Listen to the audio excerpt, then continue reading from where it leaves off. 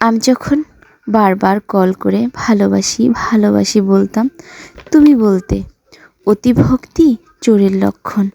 তাই আমি অতিরিক্ত কথা বলা বন্ধ করলাম। আমি যখন কথা বলতে চাইতাম, সময় দিতে বলতাম, তুমি বলতে সময়ের দাম দিতে শেখো। তাই আমি আবেগ কন্ট্রোল করে সময়ের দাম দিতে শিখে নিলাম। আমি যখন তোমার একটা কল বা মেসেজের জন্য দীর্ঘ অপেক্ষা করতাম, তুমি বলতে বেশি আশা ভালো না। তাই আমি আশা করা ছেড়ে দিয়ে অপেক্ষা করতে ভুলে গেলাম। আমি যখন তোমাকে খারাপ স্বপ্ন দেখে সবার আগে ফোন করে তোমার খোঁজ নিতাম, তুমি ভালো আছো কিনা। তুমি বলতে পাগলামিটা একটু কমাও। আমি যখন না খেয়ে অপেক্ষা করতাম এটা জানার জন্য তুমি খেয়েছো কিনা, তুমি বলতে এত ন্যাকামি ভালো লাগে না।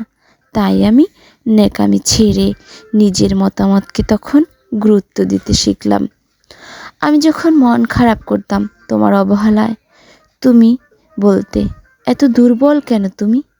তাই আমি মন খারাপ করা ছেড়ে দিলাম, শক্ত করে নিজেকে করে তুললাম। কিছুদিন পর যখন তুমি চলে যেতে চাইলে, আমি বললাম যেতে পারো, আটকাবো না। তখন তুমি বুঝতে পারলে আমি বাস্তবতা শিখে গেছি। হ্যাঁ, তুমি আমায় অনেক কিছু শিখিয়েছ, এর জন্য তোমাকে ধন্যবাদ। তবে তুমি হয়তো জানতে না, এই ন্যাকামিগুলোই একটা সুন্দর ভালোবাসার ইতিহাস গড়ে তোলে। তুমি জানতে না, পাগল মানুষগুলো মন থেকে ভালোবাসতে জানে। তুমি হয়তো জানতে না, এই ছোট ছোট আবেগগুলো থেকেই ভালোবাসা তৈরি হয়। তুমি হয়তো জানতে না, আমি তোমাকে ভালোবাসি বলেই আমার অতি গুরুত্বপূর্ণ সময়টুকু তোমায় দিতাম।